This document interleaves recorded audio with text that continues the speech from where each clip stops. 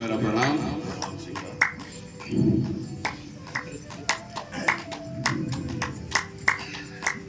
हीरा परखने से ज्यादा महत्वपूर्ण किसी की पीड़ा परखना होता है। असल जिंदगी में पीड़ा परखने वाला व्यक्ति ही असली जौहरी होता है। एक छोटी सी कहानी जो हमें भगवान के गणित को समझाएगी कि भगवान का गणित कैसा होता है। दो राहगीर, पुराने समय की बात है, दो राहगीर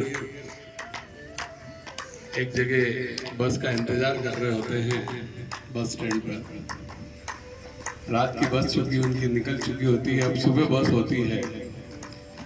तो बैठे बैठे इंतजार कर रहे होते हैं, इतने में पानी चालू हो जाता है, पानी गिरना, बारिश चालू हो जाती है। तो वो पास के एक मंदिर में शरण लेते हैं, वहाँ पर विश्राम करते हैं। क्योंकि उन्हें भूख बहुत तेज लगती है, तो दोनों जो अपने साथ में कुछ खाना लेके आए थे, रोटियां लेके आए थे, वो निकालते हैं। तो जो पहला राहगीर होता है उसके पास 3 रोटियां होती है, तो दूसरा जो राहगीर होता है उसके पास 5 रोटियां होती है।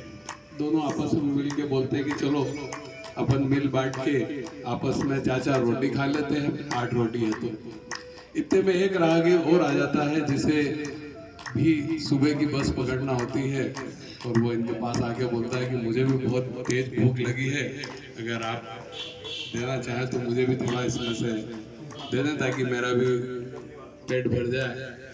तो बोलते बिल्कुल कोई बात नहीं, आप भी आइए। अब चिंता की बात यह थी कि रोटियां 8 थी और खाने वाले 3 थे। क्या किया जाए कि बराबर के हिस्से हो। तो उन्होंने क्या किया कि एक एक रोटी के 3-3 टुकड़े किए, और इस तरह टोटल 24 टुकड़े हो गए, और 8-8 टुकड़े तीनों ने बांट लिए। आराम से प्रेम से सबने भोजन किया और रात्रि विश्राम किया। सुबह उठे तो जो तीसरा वाला राहगीर था जो बाद में आया था, जिसके पास रोटियां नहीं थी, उसने कहा कि यार बहुत अच्छा लगा मित्रों आपसे मिलके, और ये 8 गिन्नियां उन्होंने दी कि आपस में बांट लेना आप, और बस के लिए निकल गए। अब जो दूसरा वाला राहगीर था जिसके पास 5 रोटियां थी, उसने कहा चलो अब 8 गिन्नी वो देके गए हैं तो 4-4 अपन दोनों बांट लेते हैं। तो पहला वाला बोलता नहीं यार, मेरे पास तो 3 रोटियां ही थी, तो मुझे तो 3 गिन्नी मिलना चाहिए, आपको 5 मिलना चाहिए। ये इस तरह की वो बातचीत कर ही रहे थे कि इतने में मंदिर का पुजारी जी वहां से निकलते हैं, देखते हैं कि क्या चर्चा चल रही दोनों में। उनसे पूछते हैं तो पूरी बात बताते हैं कि इस तरह वो 8 गिन्नी देके गए, अब हम कैसे हिसाब करें। तो बोले एक काम करें, क्यों आप इतनी चिंता करते हो, मैं अभी मंदिर जा ही रहा हूँ अंदर, भगवान से पूछ लेता हूँ कि क्या हिसाब होना चाहिए, किसको कितनी गिन्नियां मिलना चाहिए। ठीक है, मंदिर में पुजारी जी जाते हैं, अपनी पूजा अर्चना करते हैं, उसके बाद ध्यान में बैठते हैं और प्रभु को याद करते हैं। प्रभु उन्हें दर्शन देते हैं। पुजारी जी उनको सारी व्यथा बताते हैं, पूरे बात बताते हैं कि ऐसा ऐसा हुआ है, अब बताइए आप किसको कितनी गिन्नियां मिलना चाहिए। तो भगवान बोलते हैं देखो, जिसके पास 3 रोटियां थी उसको 1 गिन्नी मिलना चाहिए, और जिसके पास 5 रोटियां थी उसको 7 गिन्नी मिलना चाहिए।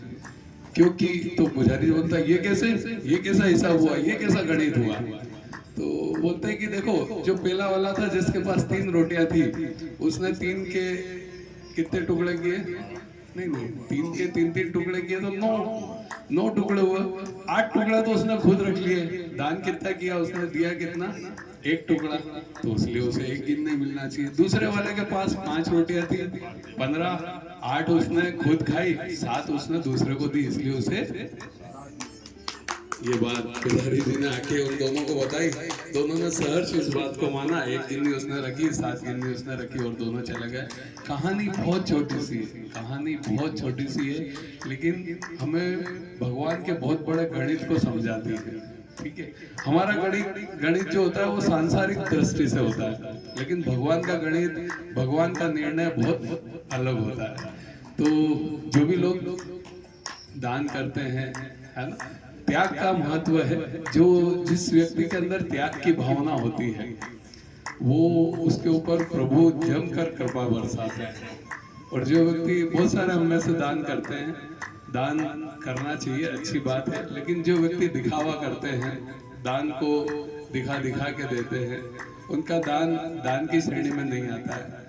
बहुत सारे लोग किसी की मदद करते हैं तो उसका उसका भी दिखावा करते हैं।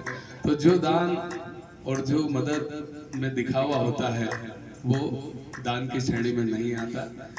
यही इस कहानी का सार है कि भगवान के गणित को समझें। भगवान का गणित, भगवान का निर्णय बहुत अलग है।